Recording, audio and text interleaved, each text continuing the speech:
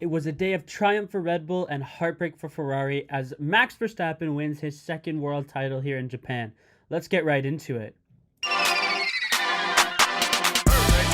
Hello, everybody, and welcome to the Formula One Digest. I'm your host, Tyson De Silva, and folks, the Drivers' Championship has been decided with Max Verstappen winning the Japanese Grand Prix. Initially, he did not at the end of the race because Charles Leclerc had finished in second. But due to him cutting a corner that gave him an advantage, the FIA racing stewards decided that he would be given a 5-second penalty, which effectively ended the championship. It was probably the most underwhelming way to reveal he was the world champion compared to last year. But these things do kind of happen. He's won the championship, he secured it, and now Red Bull looks to secure the Constructor Championship by the end of this year.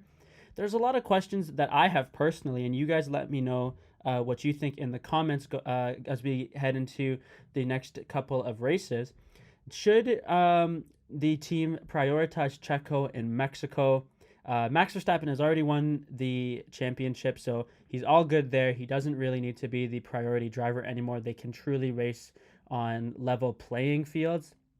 And I think that for Checo to win in his home race, after Max got the chance to win in his home race, I think that would be really good. Checo has been a really solid piece for Red Bull and has been a great teammate towards Max. Obviously, he's a great driver in his own regard. He's not just a teammate. He has the heart of a champion, and he drove off the walls today in the race. But it's always curious to see what the team will do going forward with the two drivers as they look to secure the Constructor Championship. For Ferrari, what can they do to kind of look towards next year? In my opinion, they really just need to just be stronger overall in their strategy. That's what really hurt them this year. So they're probably just going to look to finish the race or finish the rest of the season as cleanly as possible and just look to continue to develop their car and just prepare for next year. I don't know if there's going to be any personnel changes in terms of the management with Ferrari. I guess that remains to be seen as we head into the 2023 season next year. But these are some questions that I think we will get answered very soon as we head into the last couple of races in the season. We have Austin next. That's going to be a really fun track to watch, and it'll be nice to just see almost relaxed racing in a sense because the championship is decided.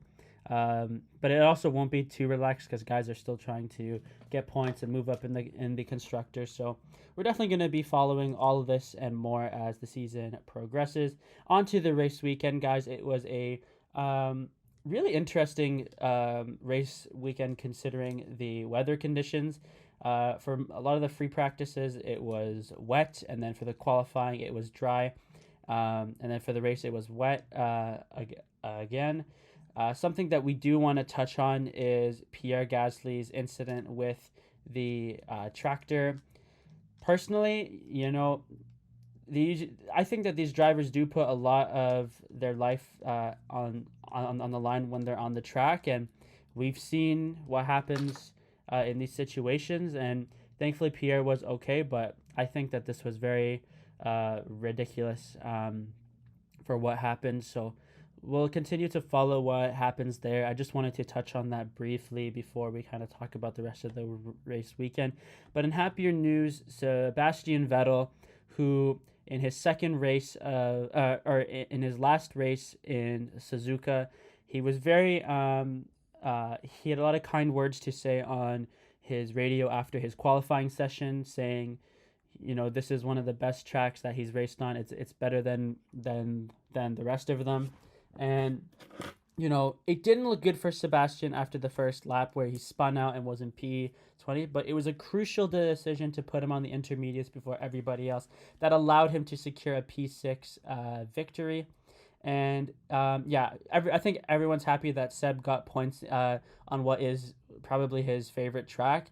It's going to be a lot of fun to see what he can do for the rest of the season. The Aston Martin team is looking quite decent as of late, so definitely something to look forward to as the season progresses. I'm looking forward to see how the fight between Alpine and McLaren goes. McLaren made a really weird strategy choice when they put Lando Norris on the intermediates first. I believe he got a P10 or P9 finish, and Daniel Ricciardo, who was P8, and then because of people going to pits, at some point I believe he was P2.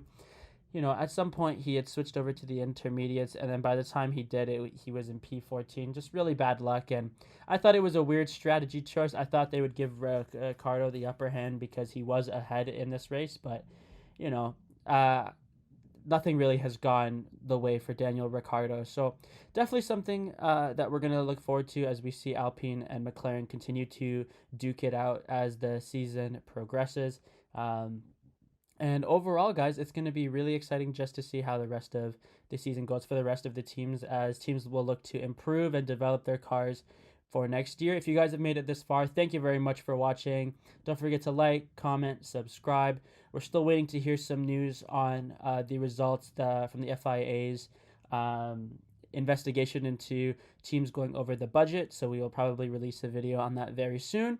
And if any other news pops up, you'll find it right here on the F1 Digest.